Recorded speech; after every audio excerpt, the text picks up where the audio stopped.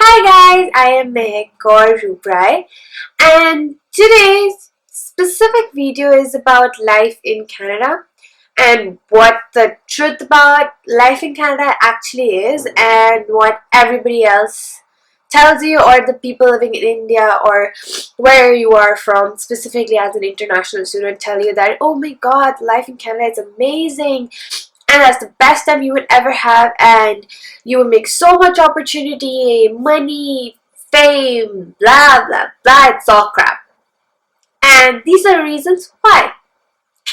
So if you are interested in actually knowing the truth about living here and everything that really goes on here and your day-to-day life, and not all the glitz is gravel, then please keep on watching. And just before I do actually get into the video, I actually put up like a less than a minute video about my day in life here, or like my everyday routine here. So I made like a TikTok video out of it, so maybe can give you a better perspective before you actually get into the video.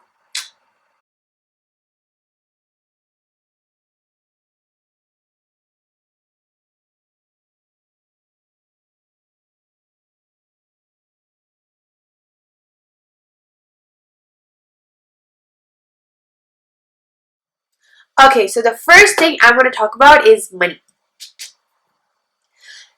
You know how people will always tell you back home, wherever you are from, that dollar mein udaoge, or you'll be earning in dollars and you'll be spending in dollars. Yes, because that's the currency here. And the second thing is, as much as you earn, even if you're working, for example, in Ontario, like in every different state in Canada, there's a different minimum wage. So, for example, in Ontario, it is $14. Kudos, yay! But fact of the fact is, even if you're working here and you're earning in dollars, your actual expenses is so much that you'll hardly be saving any money. First of all, if you're coming here as an international student, sorry, I'm very sick right now. So first of all, if you're coming as an international student, you will definitely only working part-time here because mostly you'll be in school. And if you are working full-time, most universities actually don't allow you to do so. So it's only a specific university or colleges, whatever. So you'll be only working like part-time because most universities or colleges actually don't allow you to work full-time. So it's just a specific ones that actually allow you. So in any case, you'll have your school, your exams, your homework. God, you have no idea the amount of work they actually give you to do here, which is mostly complete crap and completely useful. That's my next topic. But to begin with, you will be only working part-time, so you'll be earning roughly about, say, $1,100 to $1,200 a month. And say, for example, if you're living on campus or even outside, the rent here is freaking insane. Not even downtown, even if you try to see places next to downtown like Eglinton or anything like that, and just a basement, it is still a minimum $900 to $1,000. So, for example, if you're earning $1,100 a month and your rent is $1,000, you practically only save $100, which would be more than your weekly or bi-weekly groceries, right? So you're still not being, you still wouldn't be able to actually make and enough money. And on top of that, if you have a car, dude, seriously, then a minimum of $200 is your bi-weekly insurance. So you're paying for your car, so you're going to pay if you buy a car, rent a car, either way you're going to pay for, so either you're going to pay for the mortgage as well, you pay a minimum, because specifically if you're coming to the country and your insurance or your credit score wouldn't be that great, because of course you're not from here, your minimum, like minimum to minimum insurance for your car would be $200 bi-weekly. So you're practically paying just $400 to $500 minimum just for your insurance and your car every month, regardless of your maintenance and everything, that minus your gas and maintenance. That'll be extra cost. So roughly about $600 to $700 a month, like minimum $600 a month, you will be paying for just your car. And if you can't drive or if you're unable to do so, like moi, you actually need to take the public transport, which is complete shit. Let me tell you that.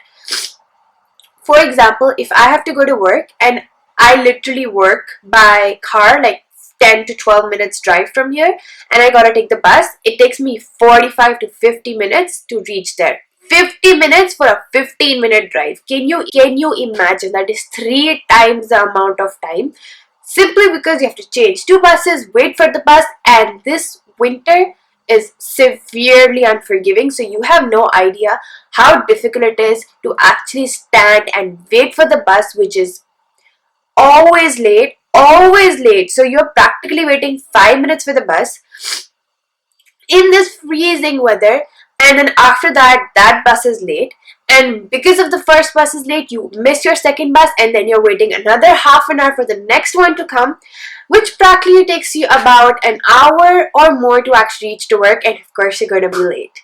So that is like everyday problems here. Literally, no exaggeration. Literally, not even exaggerating.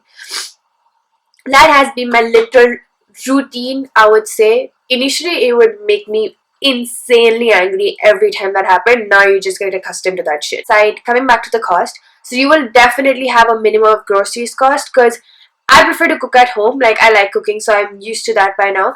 But roughly, even I spend bare minimum, at least $200 on groceries every month.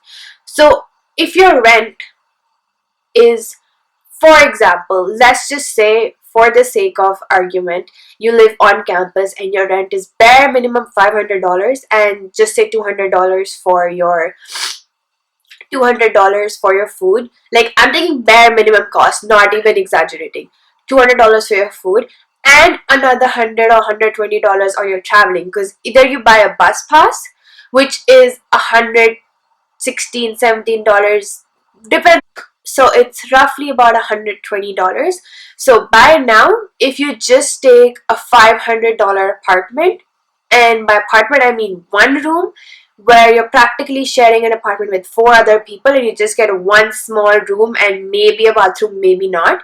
So $500 for that, plus $200 for your groceries, plus $120 for your average bus traveling a month, and that would be just your regional transport. If you go to any other region, so for example, if you're taking the downtown, so it's TC, if you're taking that transportation and you change to Scarborough, so that's like the next region, you have to pay for that separately. So they don't even have any state, what do you call it, like any, they don't even have any, like a state pass. So every time you take any intercity or any intertown bus, you actually pay more for that. So from where I live, I just have to go downtown, which is practically 40 minutes drive. It takes me 2 hours, and about minimum, like bare minimum, $12 for one way. And plus, of course, your everyday other cost, your everyday other costs, your toiletries, your food if you're buying anything from outside, any day, like everyday address cost, like, you have to buy utensils, coffee, this, that. Give or take, you would be spending a minimum, like bare minimum, $100 a month. That is bare minimum. And I'm pretty sure that is only if I'm taking your apartment as $500. I pay $975 plus utilities, so about $1,010 a month for my apartment, and this is the smallest thing ever. If I compare it to my life back home, like in India, my room, just my room, not even including my bathroom, is bigger than my whole apartment here. So that was my first point. And now let's talk about the colleges here. So I came as an international student to do my postgrad master's from here. So I went to a university, not a college. And let me tell you, there's a huge difference for people here between a college and a university. If you go to, for example, Ivy League, which is UFT, or University of Toronto, they actually give them a little importance, and maybe their education standard is better. But if you go to any other universities, it's complete trash. For real, their education standard is trash. And I'm saying this based on my own experience, so if anybody else has a better experience, kudos to you, but no. So based on my experience, like I'm from Delhi, so my university back home was, I have learned so much there about so many different industries, about everything. So I did a business degree, so I knew about everything from business back home. Didn't learn shit here.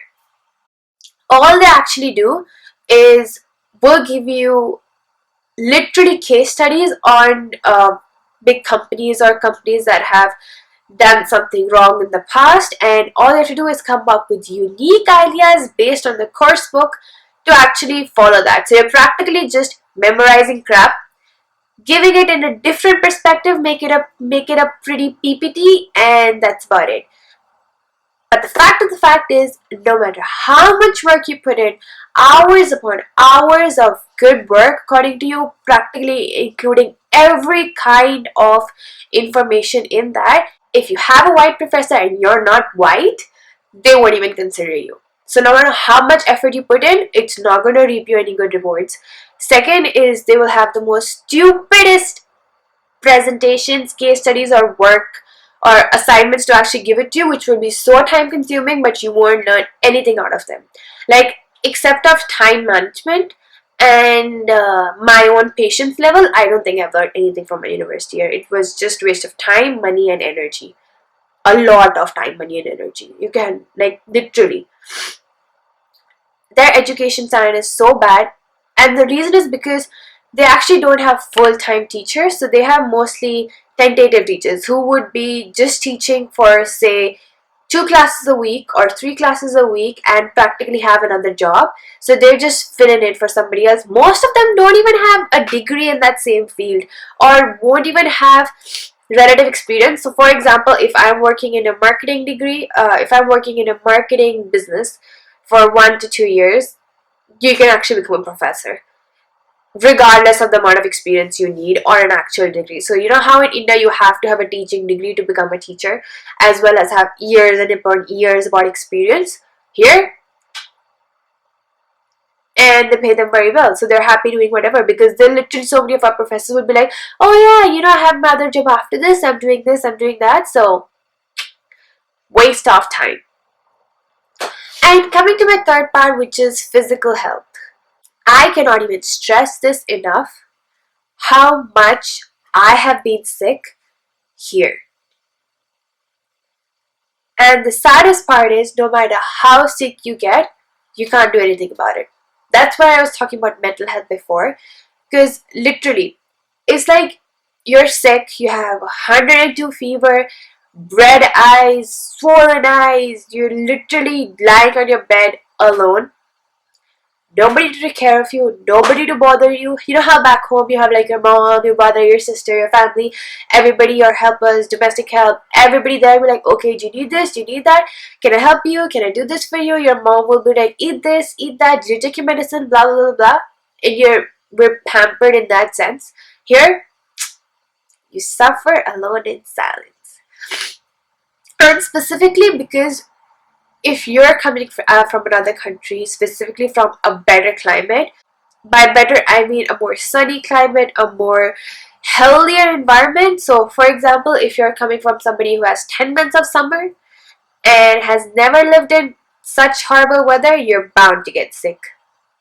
So for me, this whole winter has just been me being sick at least 2 days, 3 days of the week, minimum.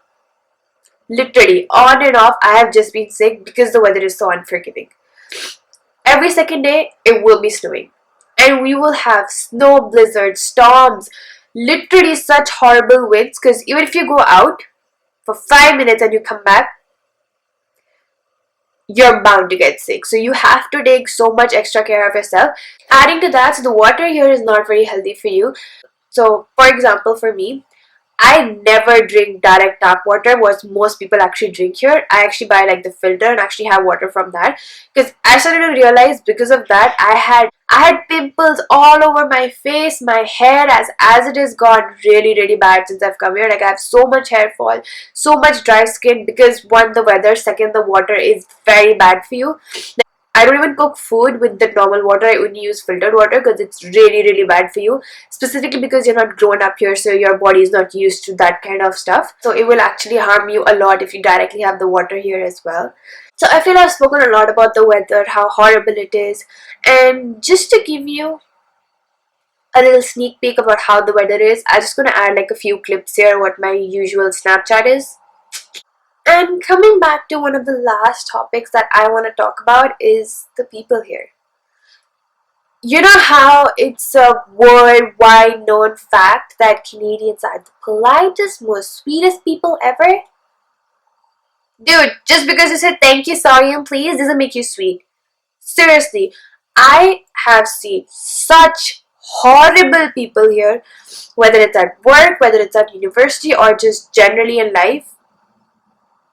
I cannot even tell you. Such manipulative, disgusting, racist, bitchy, arrogant people. The only thing is because they imagine or they see us just struggling here, they actually see that, maybe they're from such poor families. Oh my god, it's so sad that you're here. You really need this job, I'm sure.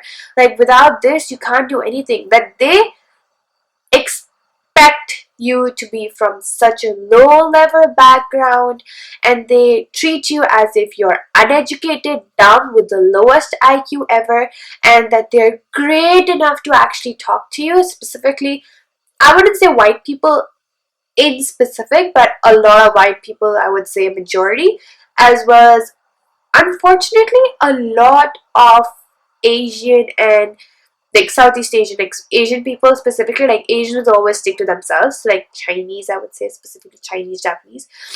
A lot of different people from different backgrounds, not just white people, will literally expect you to be so sad in your life that you're coming here, and they expect you to be from the lowest level possible, and coming here to Canada is the best thing that ever happened to us. Bitch freaking please.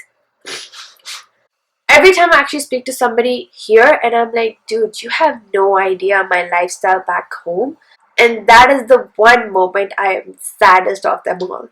Because when you're here, literally struggling, waiting for the bus, cooking your own food, getting back home, doing laundry, and to be honest, I had no idea how to cook before I came here. Like, you know how you're like that over pampered kid back home where mama will give you food and you have cooks to do everything for you. You do your dishes, clean your clothes, clean your room, clean your bathroom, everything, and you're just like, oh my god, I went to college and I went to the gym and I'm so tired. Here, you come back from work, whether it's at 10 p.m. at night, have to come back, cook food for yourself, do the laundry, do the dishes, clean your whole apartment, and maybe go to sleep and then repeat the whole thing again. Because nobody will be here to help you. You literally have to do everything here on your own.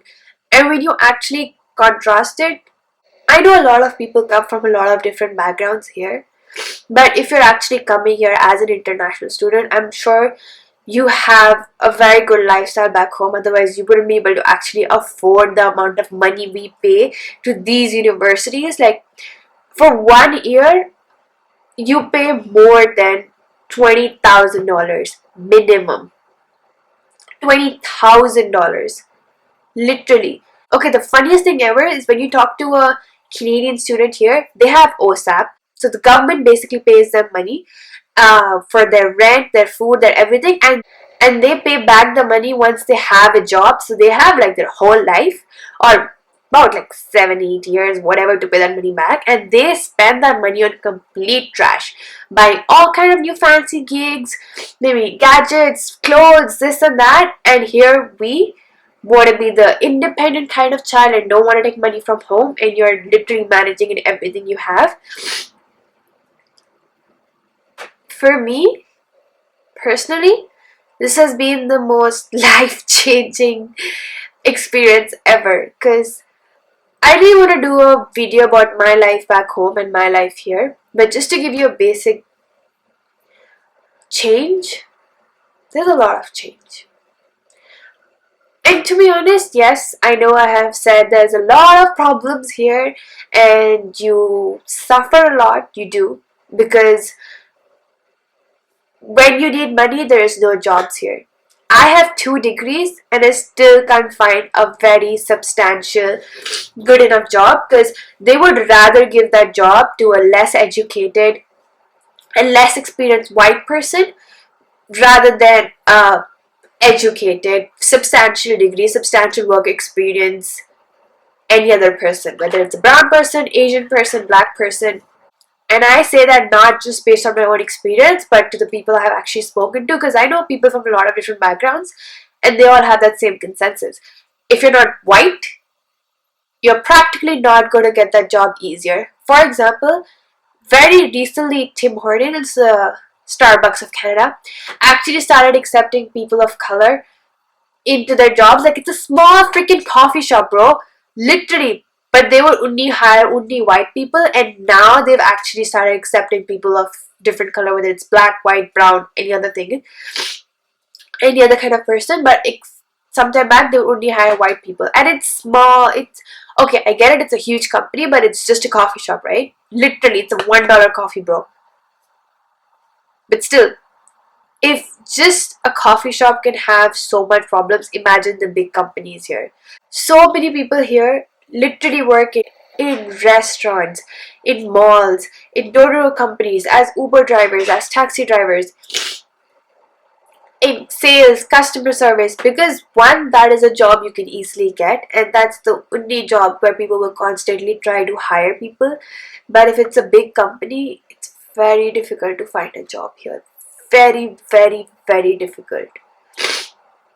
I don't want to scare anybody away from this, but that's the reality here. No matter how much you expect or how much you think that, okay, I have a good degree, I can do this, I'm very educated, blah, blah, blah, blah, blah. No, bro. Life here is shit. And to be very honest, there is a positive side. For me personally, I have learned a lot here. I've got very good at cooking. I think so. I don't know, a lot of people might agree or not, but I think so. I've done very good cooking. Like, I can cook rajmas now. So, win-win. And I feel I've become very independent, very headstrong, very stable, very confident in my own self. I have put in so much effort. You have no idea the amount of mental strength it actually takes to live here alone. Every day when I'm working, my one thought is, fuck this shit, I'm going home. Not even exaggerating, not even joking. Literally, when people here think that they're so great, and literally, they're not. They're mostly uneducated. Like, most students here, born and brought up here, won't even finish college. They would literally, what do you call it, drop out and start working in Tim Hortons or someplace like that, and then start up from there. Or practically work their whole life in a call center, in coffee shops, restaurants here and there, and it's no problem for them. But they will always look down at you, and that's the fact. And living with that thought every day is not something I would actually recommend. Because every day I think, when I'm at work, I just want to go home. I can't do this crap anymore. It's not something I had ever imagined, and not something what people told me. And that is the reason I actually want to make this video, to actually tell people that what the reality is here. And everything that you actually hear from people about here is practically crap, bullshit, and a lie. Honestly, I really hope that this video actually helps somebody out there, because I literally poured my heart and soul and actually told you every kind of struggle there is here. And there's a lot, trust me. Every day you'll try to find people trying to scam you, even from websites. Small example, I tried to sell my college books online because I'm not using them anymore. And people tried to scam me through PayPal. Or like a woman tried to scam me through PayPal from that. Can you imagine? I already have I almost got scammed story online. If you're interested, I'll have a link for you below. But that's the truth here. Honestly, I hope this actually helps somebody out there. I really hope it does. And if you are interested in knowing anything else about the life here, please do let me know. Because I have a lot of stories about the life here, and some of them are pleasant, some of them are not. So if you are interested, please do let me know. And thank you for watching till the end. If you're still here, thank you so much. I really hope this helped you out and gave you a different perspective to the life here and not what everybody's just telling you back home. So I hope this helped you out, and thank you for watching my video. If you did enjoy it or you found it informative, please like my video and subscribe to my channel so I know that you're interested, and I will definitely film a lot more different videos about the life here, and maybe I could do a life back home and hear a difference so you'll have a better perspective. So thank you so much guys. Bye bye. Enjoy your day. Bye.